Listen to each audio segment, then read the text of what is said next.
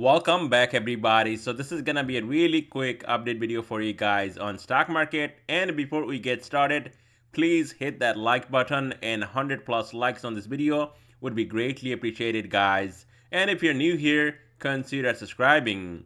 And if you want to get my daily trade ideas, my swing trade ideas, and 3 days of live trading, check out the Patreon, and that link will be down below in the description. And now let's get right into it. Dow is down 0.34%, Nasdaq down 0.74%, S&P going down 0.68%, and Russell was down more than 1.5%, and now it's down 0.91%. And here's 11 sectors that makes up S&P 500. On top, we got consumer defensive, healthcare, financial, technology, but if you look at my screen, pretty much everything in deep red today. And what we got here on stock market map, a big name that is down today, Caterpillar right here, almost 3%. And then we got energy sector also down, Chevron and XOM both down on the day. Tesla going down 2.48%, Amazon going down 1.16%. And then even right here, if you look at my screen, Disney going down over 3%. Meta was down big, and now it's only down 0.38%, which is insane. Google is down 0.97%. Nvidia was down over 3%, recovered everything again today, only down 0.91%. Microsoft going down 0.5%, Apple going down 0.67%, and look at big banks right here. JPM down 0.74%, Bank of America also down over 1%, and then some of these regional banks are also down on the day. So before we get started, let's have a look at this warning from JP Morgan Chase CEO. All these very powerful forces will impact U.S. economy in 2024 and 2025. JP Morgan Chase CEO Jamie said that he remains cautious on U.S. economy over the next 2 years because of combination of financial and geopolitical risk. Now also look at this. Goldman Sachs CEO David added that he was concerned about soaring U.S. debt level. And if you look at this Fed's watch tool right here, last time we checked, there was a 65% chance of a rate cut going into March, and now you can see that dropped down to 53%, and all these are also dropping with that. So something is coming. You got to be really careful here in this market. And now let's get right into triple Q, and look at this, guys. We got a hammer candle, and in top of that, look at this insane move. We got a gap down all the way down to 402, and now it's trading close to 408. So what happened today? Absolutely nothing. And who's holding up Nasdaq 100? Definitely big names like Nvidia and Microsoft and Meta. Now, people that are subscribed to my channel and watching my videos, you know that I'm not a big bear. I'm not calling for a massive crash here in the market. But when market is actually overbought and hitting all-time highs, it's healthy for the market to come down, at least fill some of these gaps to the downside. And I think you will all agree that that is coming next, not a massive crash. But look at this today. Again, they're buying the dips. We got a 1% gap down, and they bought it up. And now it's trading above, rising 20-day right here, 406.39. So going into tomorrow's session, this is going to be a key level to watch. 406.39, and below that, 404, and then 400. To the upside, triple Q can clear right here, 408.88. 5-day moving average. Guess what? You're going to see a move back up to 412 and possibly up to even 416. So this is not it until we take out this low down here, which is 394 or 393 right here. Then you're going to see a lot more selling. As of right now, it's just buying time, and you can see again with this hammer candle definitely looking good going into tomorrow. And here's my Twitter/X account, and if you're on there, definitely give me a follow. And I do not have any subscription that you got to go through right here on X. It's totally free, and I do post a lot of things right here on X. Now let's have a look at this play today. I mean, this was insane and still holding, guys. From $2.11, now it's trading at actually $2.80. And this was a swing trade that I took today, shorting JPM at 169 and now trading at I think 166 or 167. So this was a fantastic play and still holding. And here's a day trade right here. And this came out early in the morning. You can see right at opening. IWM was trading at 187, 188, 190 calls, and pretty much going in the money. So that was also a nice trade. Now, there were some more trades. I did not take Meta. That was a huge one, especially Meta bouncing off of that 13-day moving average, and that was really nice. But unfortunately, with this kind of market right now, only trading, one or two things in the morning and just getting out with profit. So especially if you guys want to support the channel and get 20 years of experience on your side and get all my plays, check out the Patreon, and that link will be down below in the description. On SPY ETF, it's down 0.5%, and the same story you can see came down to 469.88, and the dip was bought up immediately. We got a gap on top at 473. So going into tomorrow's session, now unlike Triple Q, which is trading above 20-day moving average, SPY ETF trading below 473.39. So that's going to be a resistance to watch, and this gap right up here. And if this thing can clear 473.39, then you're going to see a move back up to 476.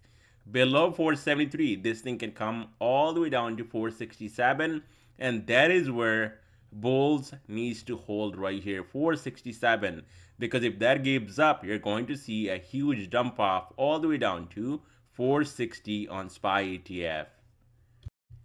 On DIA, it's only down 0.25%, and you can see clearly on my screen, upper Bollinger Band, lower Bollinger Band, right here squeezing together, and this is actually a Bollinger Band contraction pattern. And whenever you see something like this, definitely there is going to be a big move which is coming in near future. Now again, the dips on DIA was bought up today, only down 92 cents on the day off of this lower Bollinger Band, and this is just easy, especially if you're day trading. If you actually bought the dip at anywhere close to 371, you made money because now it's trading at 373. That is a nice day trade. And why? Because lower Bollinger Band will always hold as a support on a big ETF like DIA. So that was the holding right here. But also, just like SPY, it's actually trading below 375 20-day moving average. And that means one thing, if this Bollinger Band actually comes down a little bit more, you're going to see DIA breaking below 371 right here. And if that happens, this thing will dump all the way down to 367 and possibly down to even 50-day moving average 363. To the upside, if this thing can clear 375, then you're going to see a move back up to 378, up to even 380. On IWM, it's down 0.72%, and we actually played this one early in the morning, and this thing pretty much going in the money, 190 calls. And now you can see we actually gapped down from 190.11, came down to 187.53, and now trading right here just above 188. So this is gonna be a key level to watch. And this was definitely a fake breakout to the upside, a range breakout, and now it's pulling back and pretty much coming right back down. So here on IWM, you wanna watch 188. That's gonna be a critical support, and if that gives up, lower Bollinger Band already coming down. And that means one thing, below 188, slowly but surely, this thing can come down to 183 and possibly can go even lower. To the upside, now IWM will find resistance at 190. And above that, watch out for a move up to 193 and then 195. And I want to show you guys a couple more things. HYG smart money right here. You can see we actually never went higher. We gapped down today, did not fill this gap completely at 77.13, and looks like it wants to come down and take out this low down here, 76.55, and if that happens, there is going to be more downside down to this gap at 76. So if the smart money is selling out right now, and we're still seeing dumb money buying up those dips on S&P 500, guess what? Soon or later, it's just a matter of time. You're going to see market coming down. On VIX is up 6.58%. So VIX had a massive day, and you can see we talked about it last night how this thing can get up to 15. We got up to 15, 37 or 38 right here, and then we saw that pullback, and now it's holding right here close to 15. So on a pullback, now it needs to hold $14 right here as a support. If not, we left a massive gap open down here, and usually, market, you can see we gapped up so many times and nothing coming down to fill those gaps. Where in this case, this thing gaps up, guess what? 5-6 days later, maybe 2 weeks, and then you will see VIX coming down and filling that gap. What I want to see here in the market, this thing gapping up even more, and the market coming down and filling at least some of those gaps, because it's unfortunate how the market is running right now, especially for day traders and swing traders. You cannot make money swing trading here in this market. And why? Because everything is up near all-time highs or hitting fresh new all-time highs, and you cannot buy anything at the top. So here on VIX, you want to watch 14 as a support, and just below that 13.28 and then 13 bucks. To the upside, if this thing can clear 15 and can hold 15 as a support, you're going to see massive explosion all the way up to $18, and that should bring down everything in the market, including S&P 500. So the dollar took off again this morning. It was up and now flat on the day, but it's holding above 103, and this is gonna be a key level to watch on a pullback between 103 and 102.90, 5-day moving average right here on dollar. But if this thing, you can see today, huge rejection from 103.58. Dollar can actually clear 103.58. You're going to see more upside all the way up to 104.48. And that means one thing, S&P 500 will come down even more. And the 10-year going up 1%. And look at the effect that actually took on Nasdaq 100. That thing is, pretty much flat on the day, only down like 0.5%. So somebody is lying here. It could be TNX 10-year or Nasdaq 100. This thing broke out today above 41, and now the next stop above, I would say 41. If this thing can hold 41, or at least can hold 40.26 right here, 5-day moving average, you're going to see TNX going all the way up to this high right here, 43.71. And if that happens, you know that all those growthy names in Nasdaq 100 will come back at least 3%. So watch out. This thing also breaking out above 41, and that means one thing, if this support can hold right here, maybe some consolidation just like we saw right here, and then we could see this thing exploding all the way up to 43.71, and that should bring down Nasdaq 100. Let me know your thoughts down below in the comment section, and I'll definitely keep you guys updated going into tomorrow.